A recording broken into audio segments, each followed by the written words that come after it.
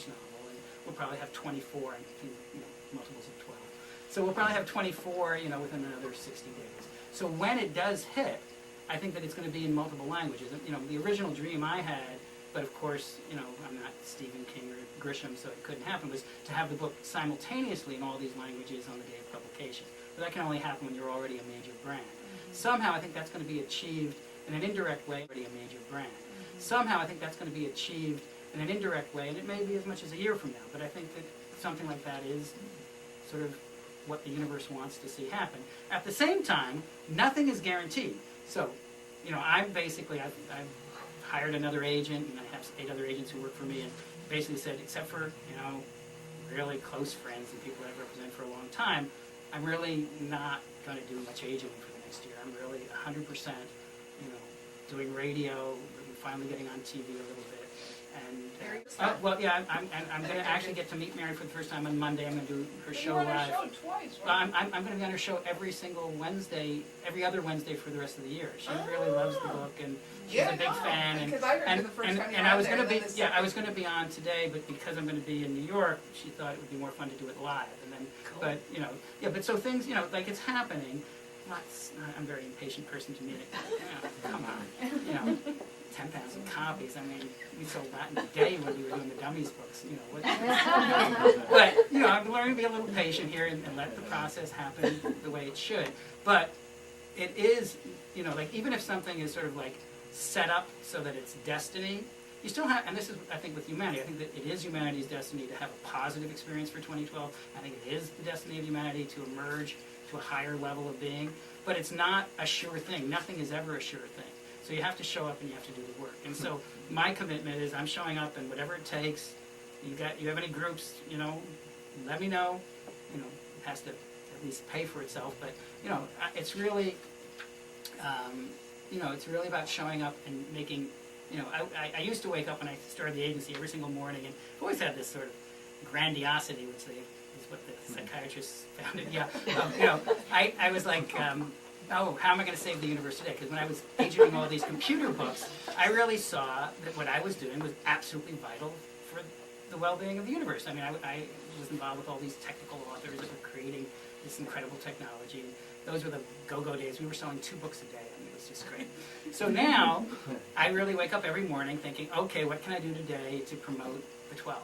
And so my total focus, because it's a combination. I mean, many people have great information, but I think what really is important is you have to combine your vision and your drive with absolutely single-minded focus to get something done. I think you have to really know what is most important. You have to prioritize. And you can't treat all projects equally. And for me, I have other things going on still, but really the promotion of this novel right now is my primary focus. Even this big media company that I want to do, I really see one of the ways of getting the funding for the company is make this a success, the movie a success, because money attracts money and success attracts success. And the reality is, the only reason I'm considered like a publishing expert or whatever is I'm honest that we don't know what is going to work, but we do know what won't work. And that's really true, I think, in all media. No one really knows for sure what the next big thing is going to be. So when somebody has a big success, everybody gravitates, and it's almost like they think that person is Midas. It's like so silly, and there's many cases of people where it goes to their head and they actually start believing their own hype, and then of course they produce disasters. But if you can utilize that moment of success to attract the best and the brightest around you, then I think you really have an opportunity to do something. And one of the things that I'm very clear on, and I do have another book that I'm actually agenting because I think it's such a great book. It's called Tapping the Source, and it's based on the work of Charles Haanel, who was the source for Think and Grow Rich, Napoleon Hill. And every self-help book, including The Secret, sort of has cribbed from this book. And the difference between this book and The Secret is it's not about sitting and imagining driving a Ferrari. It's about sitting and imagining how you can help the greatest number of people. And if you do that, if you're meant to have a Ferrari, you'll have a Ferrari if it's that important. But it's not about sort of focusing single-mindedly on what you're going to do so that you can have more money and more, whatever it is you think is going to give you happiness, because that's not even what it's about. Your greatest happiness is always going to come from the way that you can affect more people. So that's, sort of where I, whether I was, saving the universe in my mind by helping all these writers get contracts, or whether it's by promoting the 12, it's sort of like that mentality, because it is true what Kevin said. I mean, though I've, had some disastrous things happen to me, basically, I have led an entirely charmed life. I mean, I'll go someplace and, the person I'm supposed to meet will be delayed, or we'll have to cancel the meeting. And lo and behold, I'll meet somebody I never even knew existed that is so much more important and leads to, another book or whatever it is. So it's sort of being in that way. And it happened. I learned this actually when I started with In Search of Ancient Mysteries. I was only 22 when I went around the world for Rod Serling.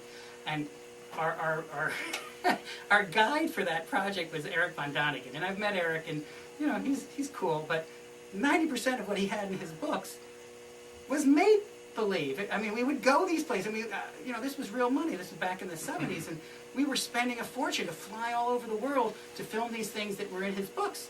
And I'd get down there, because I was the researcher before the crew, and I would find out they didn't exist, or they were complete fabrications. Like, oh, there's a cloud image that you'll see, and it looks just like a... Well, yeah, the clouds form in such a way that, yeah, if you happen to be there on March 2nd, that's what you're going to see. And, well, we're there in July. It's not happening.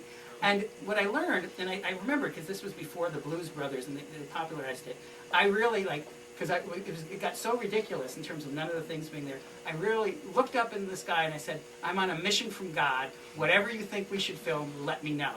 And I just started to pay attention, and we found these fascinating things that Eric von Daniken knew nothing about that ended up making for a better movie. But it's you just have to keep going and be positive. So what about things like YouTube and that? Because this is where the Oh, we young got to people, use it. Yeah. Because the young people that I'm around, this is where they go. So all the avenues that they watch, like you were sharing about this other movie, bringing fear to them. Let's turn that around and. Well, that's one of the reasons we're videoing this right now. Hopefully, we'll come up with some nice little 30-second, 2-minute clips. But I think it's really not just me talking. It's like, this is where everybody can help. Everybody has their little flip camera. Do a 30-second promo and put it out on YouTube. Make it funny. Make it outrageous. Make it relate to something unusual that's happened in your own life that is something you want to share. And then you might say, by the way, what inspired me to share this with you was this novel, The 12. So, so it can be indirect. It can be fun. I mean, the more campy and crazy, the more attention it's going to get. I mean, some of the things that have been shared on YouTube, it's amazing. The Susan Boyle thing. I think that reached 100 million people in 2 weeks. I mean, let's do it. If we can come up with something like that. That would be neat to maybe campaign something like that and give people. Well, Here send we me go. an email. I'm ready to Catherine, go. You're on, Maggie, you're on. Catherine's coordinating everything that the traditional publicists aren't doing. Everybody has a center, and everybody comes from a different place, and that's what's so exquisite about this whole thing, is the infinite possibilities here. I mean, look, there's about 25 people here. There isn't any two alike, and yet we're all one and alike.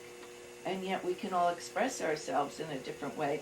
And I think that's what Bill's trying to get to in the book, in the movie, and the communications network. And I have a feeling the communications network is going to come faster than the other two. I don't know why, but it's that the universe needs it. We need a network that people can really be a part of and reach, just like we do in the internet, like you said, how cool that is. But I believe there are people in the world like Bill who tend to inspire. I guess the word is inspire. And when people inspire, it gives you the courage to go forth. And that's what he's calling the network. It's courage to be. Send your information in, your script in, your book in, your whatever. And whatever your gift is, it's so perfect. And I don't know why we keep having these terrible beliefs, and they're just old beliefs from our tribe, as Carolyn May says, from our religion, from our